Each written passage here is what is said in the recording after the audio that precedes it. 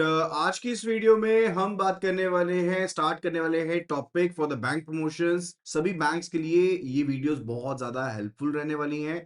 सो अगर आप bank promotion की तैयारी कर रहे हैं, make sure to go for these particular videos. These are going to help you a lot, right. जल्दी से जल्दी ऑडियो वीडियो क्वालिटी को कंफर्म कर दीजिए। एंड अगर आपने अभी तक चैनल को सब्सक्राइब नहीं किया है तो चैनल को सब्सक्राइब कर लीजिए एंड बेल नोटिफिकेशन आइकन को प्रेस करना बिल्कुल भी ना भूलना, ताकि जब भी मैं कोई नई वीडियो अपलोड करूं आपको उसका एक्सेस जरूर मिल पाए, उसका notification. So the topic that we are going to start with, it's monetary policy. What is monetary policy? Monetary policy होती क्या है? इट्स बेसिकली कि आरबीआई किस तरह से एक्शन लेगी, क्या चीज करेगी कि मनी सप्लाई जो है हमारी इकोनॉमी में उसको कंट्रोल किया जा सके।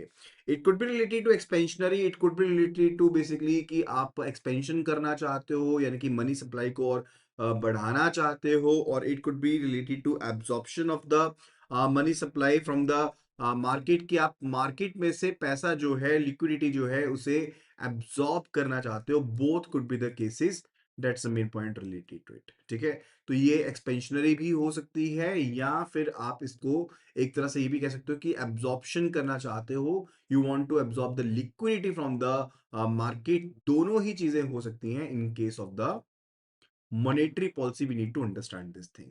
एंड आरबीआई के बहुत से टूल्स हैं, मॉनेटरी पॉलिसी के टूल्स हैं, so that it can influence the money supply. Like we are having the repo rate, reverse repo rate, liquidity adjustment facility, cash reserve ratio, statutory liquidity ratio, marginal standing facility, bank rate, open market operations, and MSS, market stability scheme. These all are the tools related to the monetary policy. And सभी के सभी tools को समझना काफी ज्यादा important है। And we are having the MPC for it. MPC मतलब monetary policy committee है हमारे पास। For this particular purpose we are having the MPC, monetary policy committee है, जिसने फंक्शन स्टार्ट किए थे 2016 में। एंड फर्दर ये अपनी रिपोर्ट को पब्लिश करती है हर एक 6 महीने के बाद। It basically submit it reports, अपनी रिपोर्ट को सबमिट कर देती है, right. So that's about the monetary policy. अच्छा, मॉनेटरी पॉलिसी का काम क्या होता है? What is the main purpose related to the monetary policy? Monetary policy क्या क्या काम करेगी? ये बेसिकली पॉलिसी रेट्स जो होते हैं, जैसे repo rate, reverse repo rate, उनको डिफाइन करती है। एंड जो कोई भी लेट्स से इन्फ्लेशन होती है उसके हिसाब से उनको एडजस्ट करती रहती है। 6 मेंबर्स होते हैं इसमें। आरबीआई गवर्नर होते हैं, डिप्टी गवर्नर होते हैं, रिजर्व बैंक ऑफ इंडिया के ऑफिशियल्स हैं, एंड सेंट्रल बैंक भी इसमें, सेंट्रल गवर्नमेंट भी इसमें नॉमिनेट करती है पर्संस को। एंड कम से कम साल में 4 बार मीटिंग ये करेगी। मॉनेटरी पॉलिसी कमेटी जो होती है, कम से कम 4 बार ये कमेटी करती है, अपने मीटिंग करती है।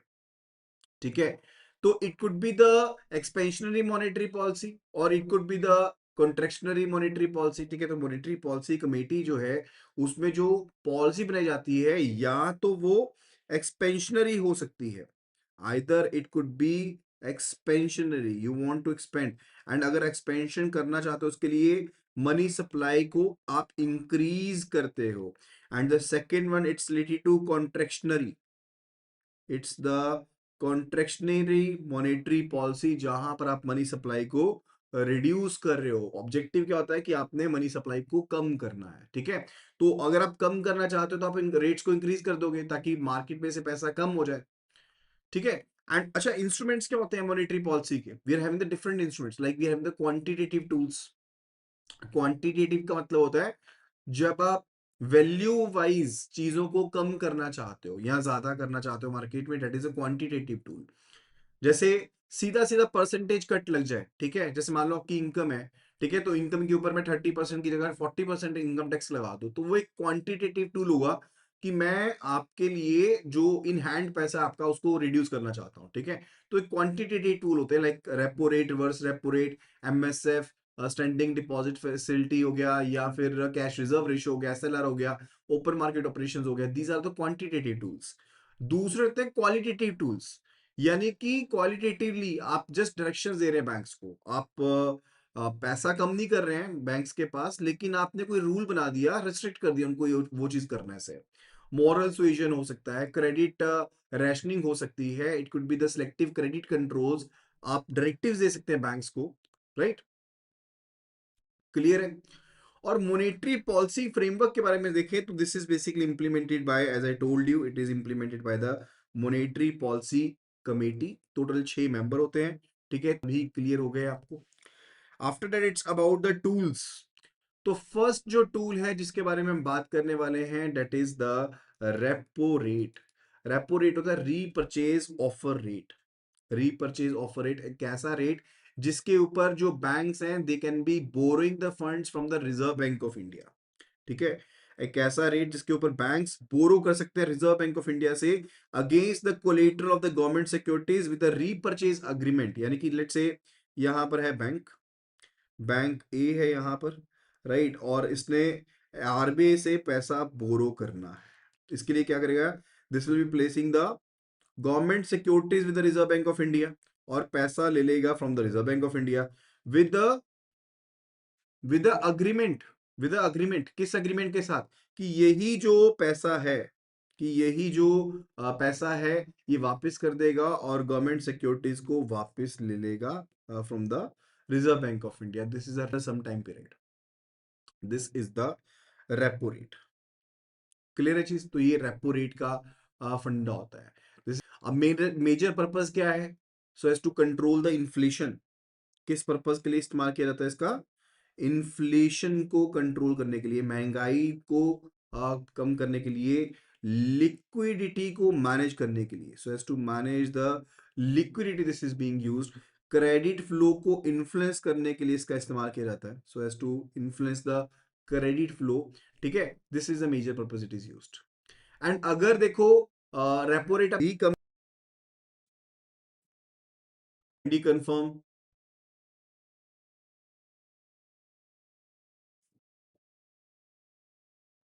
make sure that the audio video quality is working all fine, right?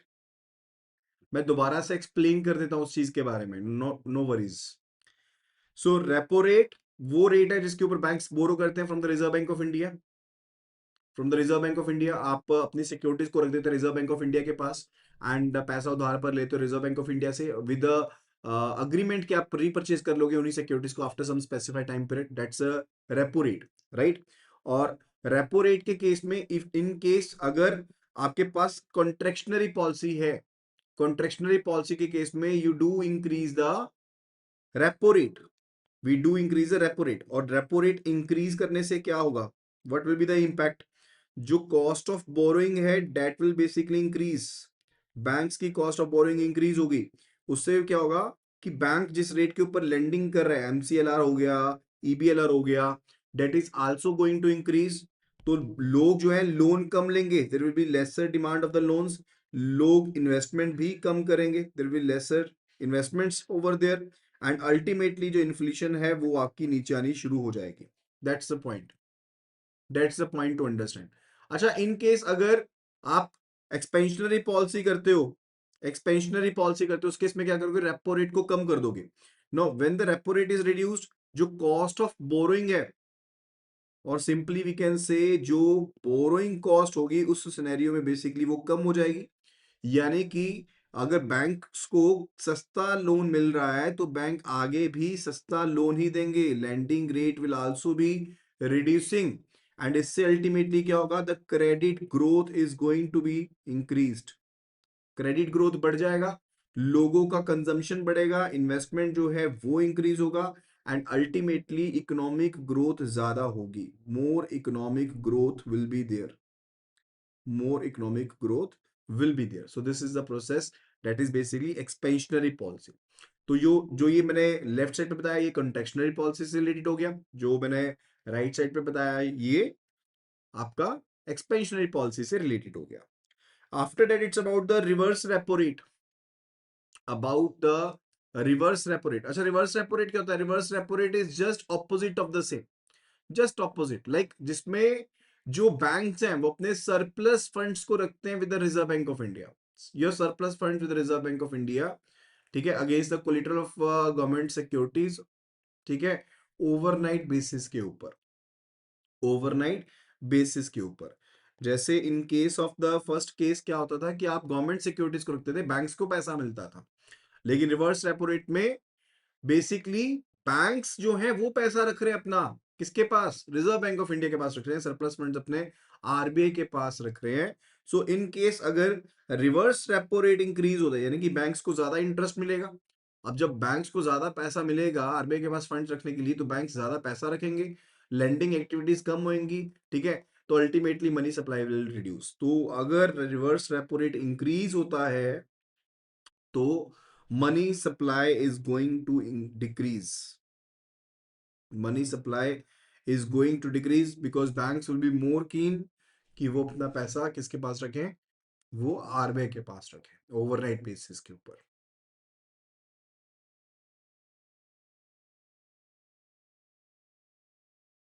Clear है चीज? यहां तक क्लियर हो गया? Further the third one it's related to the liquidity adjustment facility, LAF, that is the liquidity adjustment facility. तो दो जो important चीजें थी वो हमने कवर करी related to the repo and the reverse repo, and now it's about the liquidity adjustment facility. ये भी एक मॉनेटरी पॉलिसी टूल है, यूज किया जाता है रिजर्व बैंक ऑफ इंडिया के द्वारा so as to manage the short term liquidity in the banking system. जब शॉर्ट टर्म लिक्विडिटी को मैनेज करना होता है उस पर्पस के लिए इसका इस्तेमाल किया जाता है, LAF का इस्तेमाल किया जाता है। The liquidity adjustment facility is being used in that scenario, right. अच्छा, इसको इंट्रोड्यूस किया गया था सन 2000 में। In the year 2000 it was introduced, right. And further इस पर्टिकुलर सिनेरियो में होता क्या है? What is there in this particular case? अगर हम लिक्विडिटी एडजस्टमेंट फैसिलिटी की बात करते हैं तो इस पर्टिकुलर सिनेरियो में होता क्या है? That we do use the repo and the reverse repo rate so as to control the money supply in the economy. आप रेपो रेट को, रिवर्स रेपो रेट को कंट्रोल करते हो, right. You do control the repo rate and the reverse repo rate so as to control the money supply in the economy. That is what is being done. Same ही चीज है, यानी कि जब आप सेम चीज कर रहे हो, रेपो रेट का इस्तेमाल कर रहे हो, रिवर्स रेपो रेट का इस्तेमाल कर रहे हो so as to control the money supply, that is basically your liquidity adjustment facility. यानी कि जो डे टू डे आपके मिसमैचेस हैं लिक्विडिटी के, आप उनको एडजस्ट करने की कोशिश करते हो, ठीक है। आप जो ओवरनाइट रेपो है, रिवर्स रेपो है, उसका तो इस्तेमाल करते करते हो, साथ के साथ यू डू व्हाट एक्चुअली कि आरबीआई जो है वो टर्म रेपो ऑप्शंस का भी इस्तेमाल करते हैं। किसका? टर्म रेपो ऑप्शंस का। In general, when we learn about the repo rate and the reverse repo rate, what's going to happen?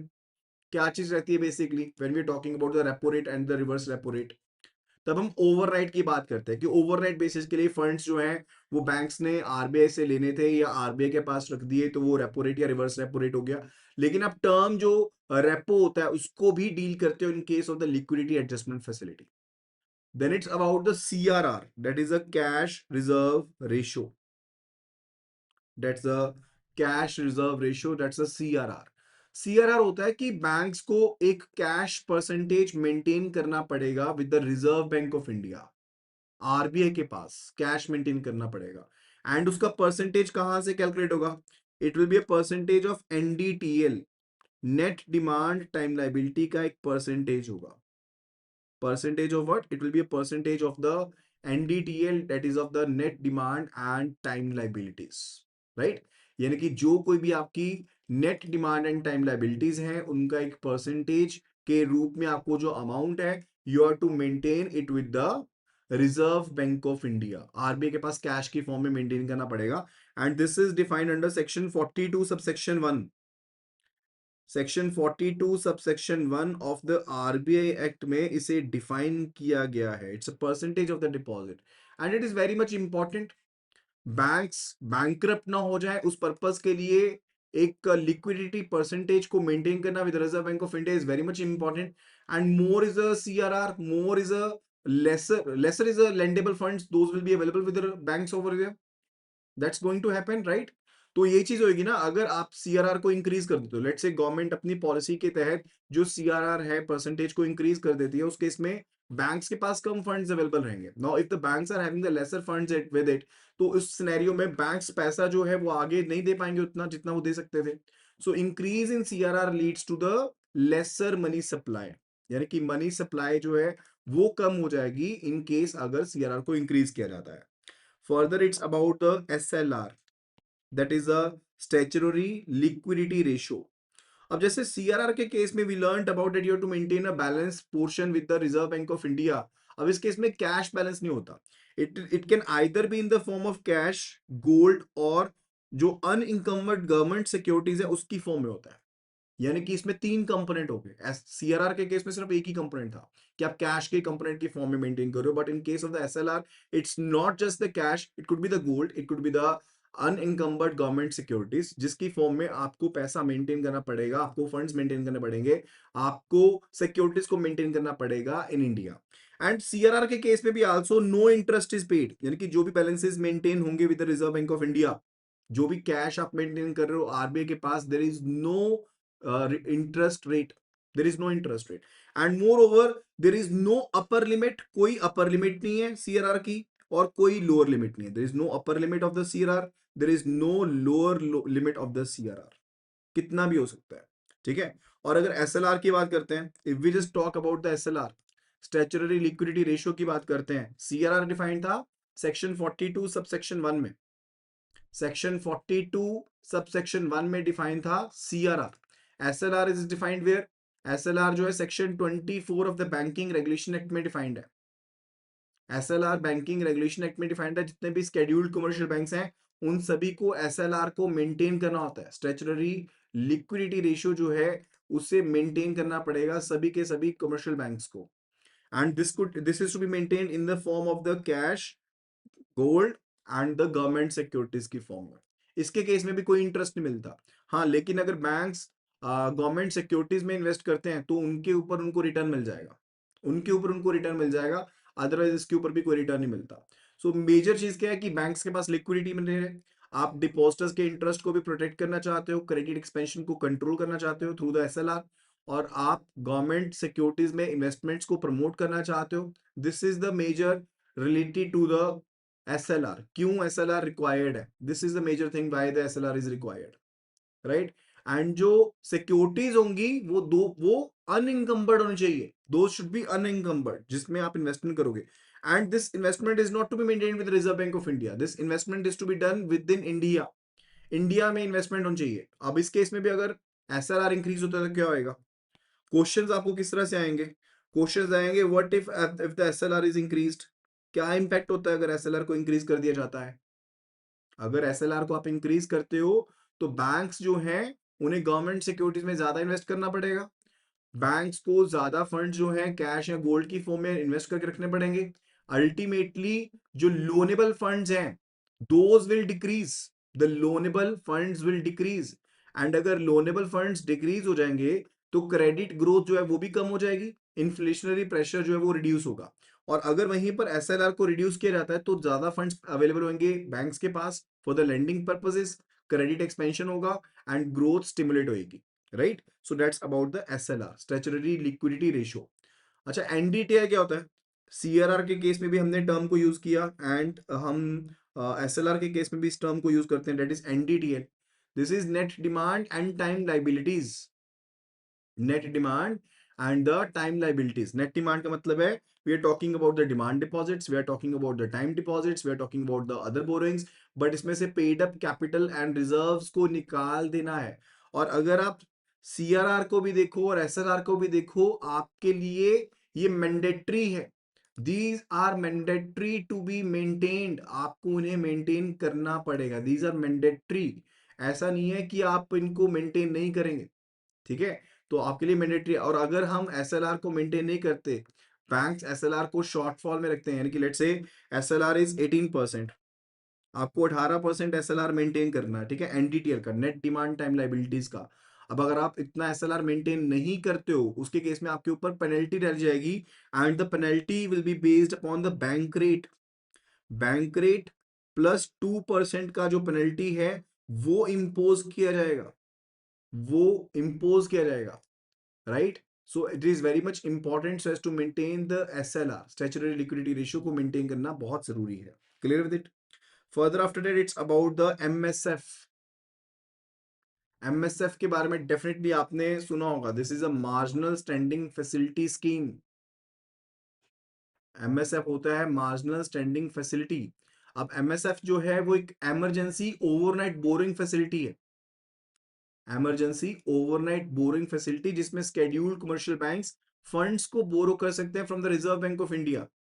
आप जो गवर्नमेंट अप्रूव्ड अनइंकम्बर्ड सिक्योरिटीज होती हैं उनको प्लेस करते हैं with the reserve bank of India, and you can be boring funds for the overnight basis from the reserve bank of India. देखो repo rate भी था, लेकिन ये इमरजेंसी फंडिंग है। इमरजेंसी अगर आपको एक दिन के लिए पैसा चाहिए तो एमएसएफ के तहत ले सकते हो। कई बार लिक्विडिटी मिसमैचेस होते हैं आपके, आप उनको कवर अप करने के लिए अवेल कर सकते हो एमएसएफ फैसिलिटी को। 2011 में स्कीम को लेकर के आया गया था। In 2011 the scheme was introduced, जिसमें जो कमर्शियल बैंक्स हैं they were able such to borrow the funds against the government security for the emergency need purposes, right. जैसे लिक्विडिटी एडजस्टमेंट फैसिलिटी था, repo rate reverse repo rate था, वैसे ही था। क्योंकि उसमें भी तो repo rate reverse repo rate के केस में भी तो आप ओवरनाइट बेसिस के लिए पैसा उधार पर ले रहे थे या रख रहे थे, right. This is something related to it. और इसमें बोरोइंग लिमिट क्या है? What is the borrowing limit in case of MSF? It is 3%। यानी कि जो बैंक्स है ना उनको ये चीज अलाउ की गई है कि आपका जितना भी एनडीटीएल है, जितना भी नेट डिमांड टाइम लायबिलिटी है, आप उसका 3% तक का अमाउंट जो है वो बोरो कर सकते हैं from the reserve bank of India. This is allowed. और इसमें इंटरेस्ट रेट कितना एप्लीकेबल रहता है? What is MSF rate?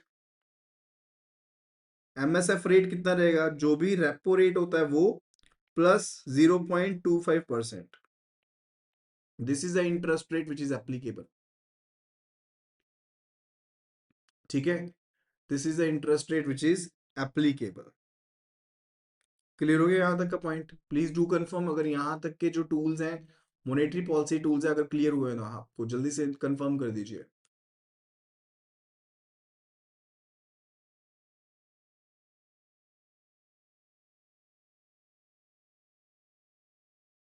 So the rule is कि एमएसएफ रेट जो होगा that will always be, MSF rate will always be greater than the repo rate. MSF rate हमेशा ज्यादा होगा रेपो रेट से, and there is a limit to the borrowings under the MSF rate. There is limit to the borrowings under the MSF rate. ठीक है, तो banks जो है 1% नहीं 3% तक बोरो कर सकते हैं। यहाँ पर मैं लिमिट को अपडेट कर देता हूँ, दिस इज 3%। दिस इज 3% कि 3% तक का अमाउंट जो है you can be boring under the MSF. Further after that it's about the bank rate, it's about the bank rate. Now bank rate is particularly that particular rate जिसके ऊपर reserve bank of India पैसा उधार पर देता है commercial banks को without repurchase agreement. ठीक है, अब बैंक्स को अगर पैसा उधार पर देना है तो जिस रेट पर रिजर्व बैंक ऑफ इंडिया पैसा उधार पर देगा that is basically the bank rate. And bank rate particularly align रहता है with the MSF rate. Bank rate is align with the MSF rate, यानी कि bank rate is equal to MSF rate for now, right. And MSF rate किसके equal होता है? MSF rate is equal to the repo rate plus 0.25%। So simply we can say bank rate is equal to the MSF rate. Marginal standing facility का जो rate रहेगा that is a bank rate, same ही होते हैं दोनों। अब अगर कुछ और नोटिफिकेशन आता है तो वो अलग बात है, otherwise this is the purpose. And major purpose क्या है कि क्रेडिट एक्सपेंशन को कंट्रोल करना चाहता है through the reserve bank of India control करना चाहती है क्रेडिट एक्सपेंशन को through the bank rate. And ये single long term monetary stance है। ठीक है, अब ये आज की डेट में अगर देखें तो ज्यादातर बैंक रेट का इस्तेमाल किया जाता है so as to impose the penal interest rate on the banks. अगर एसएलआर मेंटेन नहीं करा, अगर सीआरआर को मेंटेन नहीं करा तो पेनल्टी लगेगी। वो किसके ऊपर बेस्ड होएगा? वो बैंक रेट के ऊपर बेस्ड होएगा। किसी टाइम पर बैंक रेट बहुत ज्यादा इंपॉर्टेंट था, लेकिन आज की डेट में बैंक रेट को इतनी ज्यादा तवज्जो नहीं दी जाती। And even for refinance purpose के लिए भी इवन बैंक रेट का इस्तेमाल होता है। We do use the bank rate for the refinance rate purposes also. So अगर बैंक रेट कम होता है तो क्या आएगा? What if the bank rate is going to reduce? अगर बैंक रेट रिड्यूस हो जाता है तो क्या आएगा? जो लॉन्ग टर्म फंड्स हैं वो चीप हो जाएंगे, cheaper long term funds, credit expansion is going to basically be there. ठीक है, और इकोनॉमिक स्टिमुलेशन होगी, फिर इकोनॉमिक स्टिमुलेशन होगी. That's about the bank rate. Okay, and this is the also the rate at which the RBI repurchases, rediscounting the bills. सो रीडिस्काउंटिंग के लिए भी इसका इस्तेमाल किया जाता है. सो मेजरली दो ही पर्पज है आज की डेट में. तो या तो आप इसको as a penal rate use कर रहे हो, या फिर आप इसको रीडिस्काउंटिंग ऑफ द बिल्स के लिए इस्तेमाल कर रहे हो. Clear with it? ये पॉइंट्स क्लियर है सभी? Then after that it's about the open market operations, OMO जिसको हम कहते हैं, open market operations. Open you want to purchase और सेल द गवर्नमेंट सिक्योरिटीज. ठीक है, आप ओपन में कर रहे हो, ओपन मार्केट में, सो डेट कि आप लॉन्ग टर्म लिक्विडिटी जो है बैंकिंग सिस्टम में उसको रेगुलेट कर पाओ. सो इट्स जस्ट अबाउट कि जो गवर्नमेंट सिक्योरिटीज हैं उनको खरीदा बेचा जाएगा मार्केट में.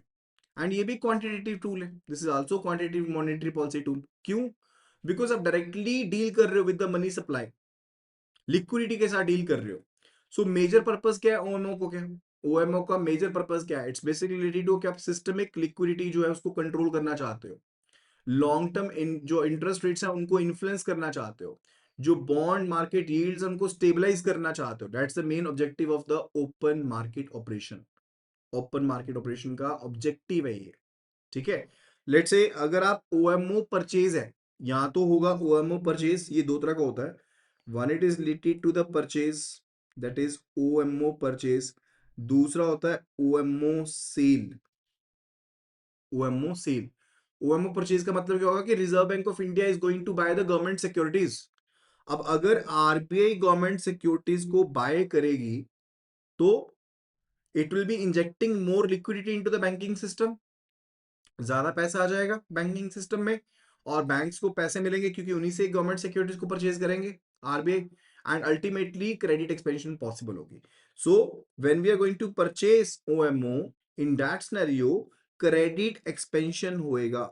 There will be credit expansion.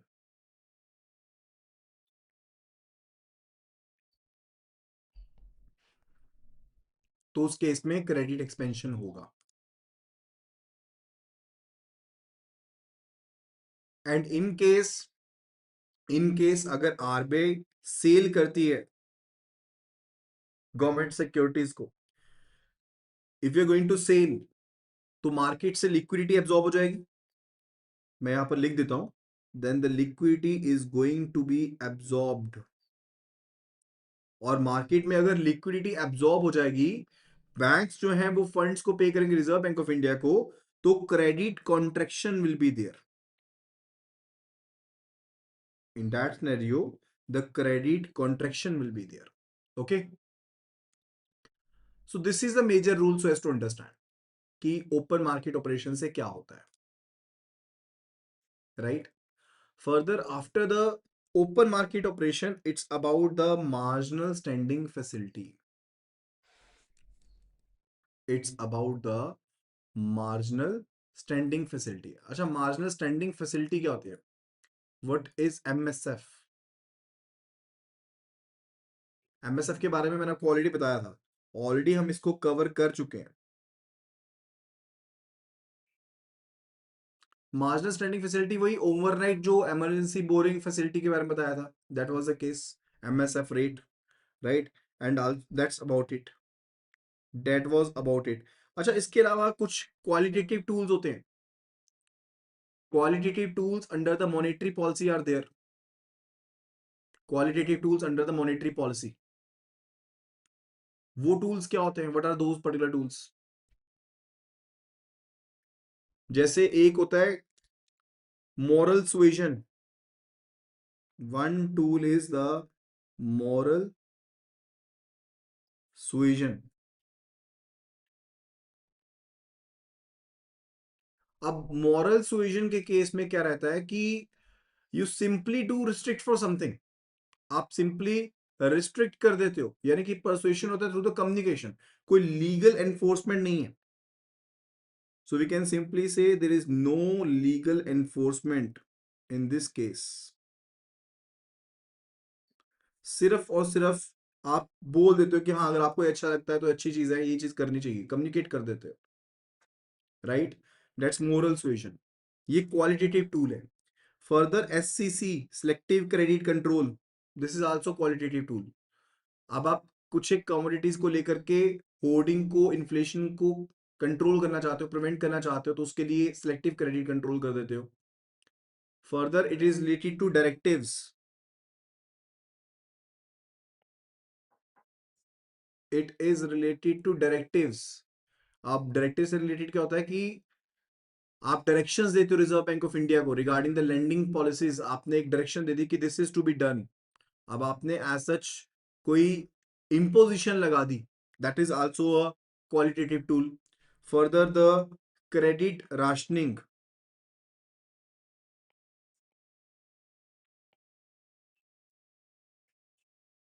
The credit rationing यानी कि कोटा फिक्स कर दिया, let's say amount of credit जितना बैंक्स को मिल सकता है, so as to extend to some specific sector, कि आप इतना पैसा उधार पर दे सकते हो इस पर्टिकुलर सेक्टर में, वो चीज भी पॉसिबल हो सकती है, that could also be there.